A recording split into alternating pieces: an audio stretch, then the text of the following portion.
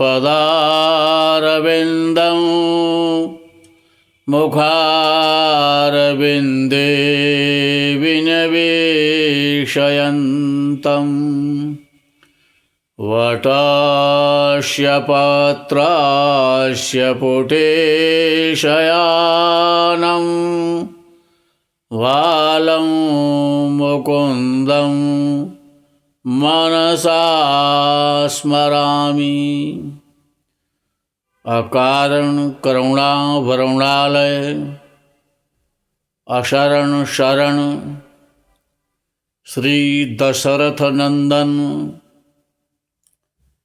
रघुकुल शिरोमणि भगवान श्री राम विदेह नंदिनी श्री सीता जी के चरणारविंदों में नित्य प्रतीकानवन वंदन प्रस्तुत करते हुए श्री राम जय जय राम, श्री राम जय जय राम, श्री राम जय जय राम, श्री राम जय जय राम। मित्रों, काल की गति बड़ी कठिन है, काल बड़ा बली है। ये संसार की सृष्टि पंच महाभूतों से हुई है। संसार में जो कुछ भी दृष्टि गोचर होता है वो समस्त पदार्थ जड़ चेतन पंच महाभूत ही हैं। आकाश, वायु, अग्नि, जल और पृथ्वी, ये पंच महाभूत हैं जिनको पंच तत्व कहा गया है। आकाश से शब्द की उत्पत्ति हुई है, वायु से स्पर्श पैदा हुआ है, अग्नि से रूप की उत्पत्ति है, जल से रस की उत्पत्ति है और पृथ्वी से गंध की उत्पत्ति है। पृथ्वी, जल, अग्नि, वायु और आकाश मन, बुद्धि और अहंकार, ये अष्टधा तत्व ही मूल प्रकृति का विषय है। जो मूल प्रकृति है उसमें ये अष्ट तत्व छिपे रहते हैं। जल पृथ्वी से सूक्ष्म है, अग्नि तत्व जल तत्व से सूक्ष्म है, अग्नि तत्व से वायु तत्व सूक्ष्म है, आकाश तत्व पंचभौतिक तत्वों में सबसे अधिक सूक्ष्मात सूक्ष्म है। इन पंचभौतिक तत्वों से ही अधिक सूक्ष्म प्रकृति के तीन तत्व हैं, मन, बुद्धि और अहंकार। आत्मा के संयोग से इन तीनों तत्वों का समुच्चय से चित्त यानी अंतःकरण उत्पन्न होता है। मन आकाश तत्व से भी अधिक सूक्ष्म है और बुद्धि मन से भी अधिक सूक्ष्म है, अहंकार बुद्धि से भी अधिक सूक्ष्म है।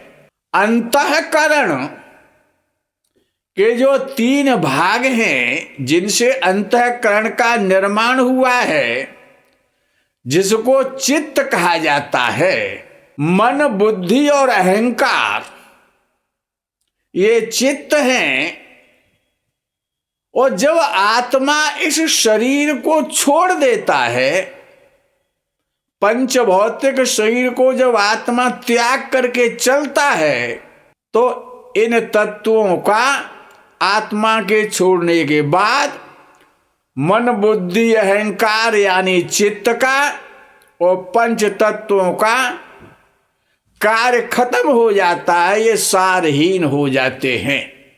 मित्रों,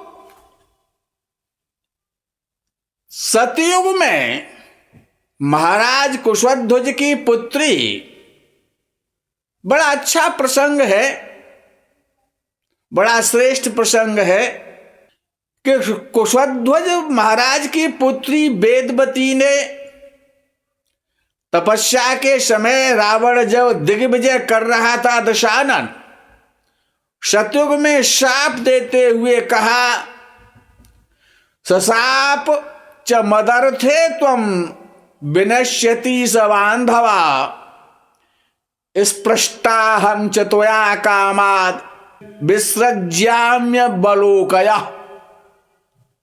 हे दशानन रावण, तुमने काम के वशीभूत होकर, कामातुर होकर मेरा स्पर्श किया है, इसीलिए इस अपवित्र शरीर का मैं अग्नि में त्याग करती हूं और मेरे ही कारण सशाप च मदर्थे त्वं विनश्यति स बान्धवः, मेरे शाप के कारण तुम परिवार भाइयों के सहित नष्ट हो जाओगे। विनश्यति स बान्धवः, ऐसा शाप वेदवती ने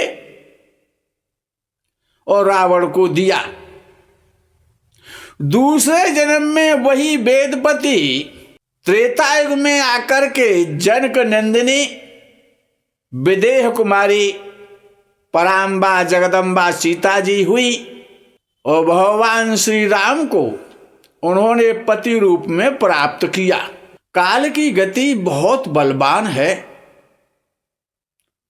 समय को कोई टाल नहीं सकता। ईश्वर की गति काल की गति है।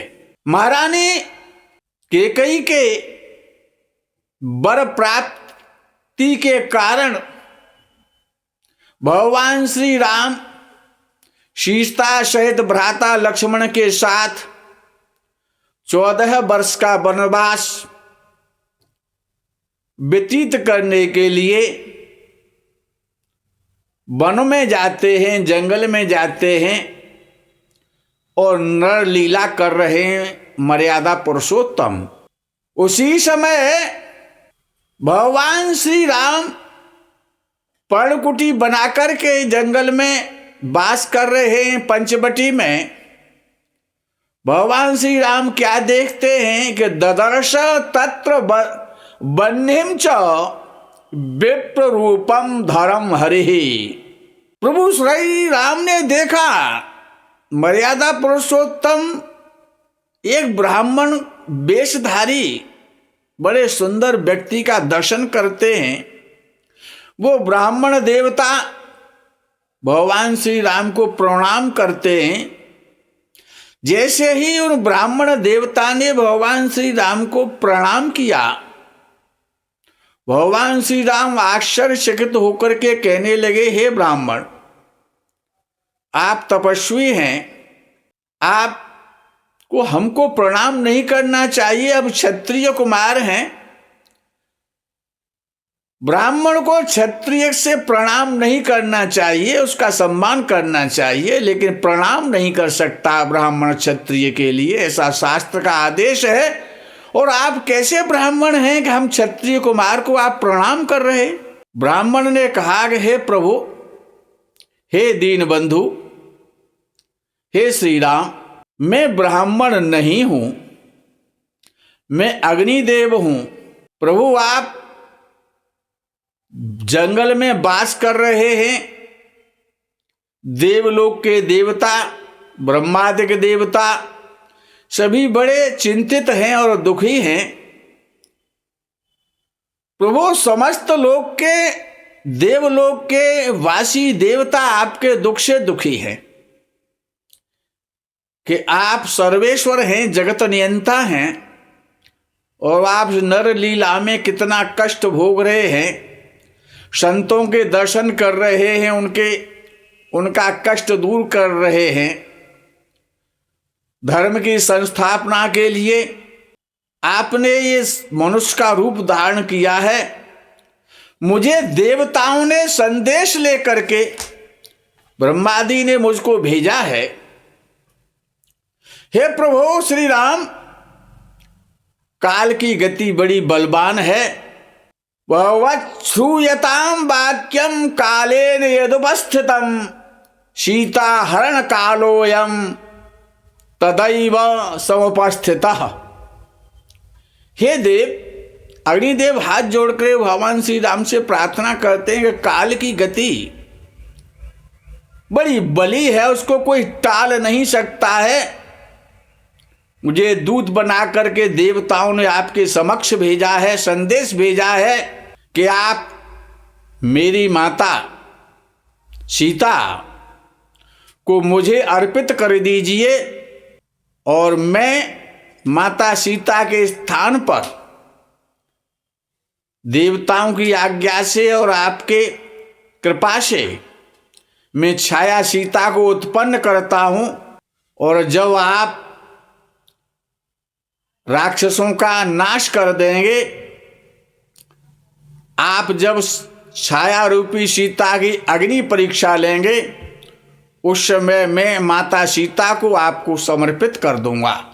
भगवान श्री राम ने अग्निदेव का यह वचन स्वीकार करके कहा, जैसी देवताओं की इच्छा, धर्म की स्थापना जिस प्रकार से भी हो, मैं उस कार्य को करने को उद्यत हूं।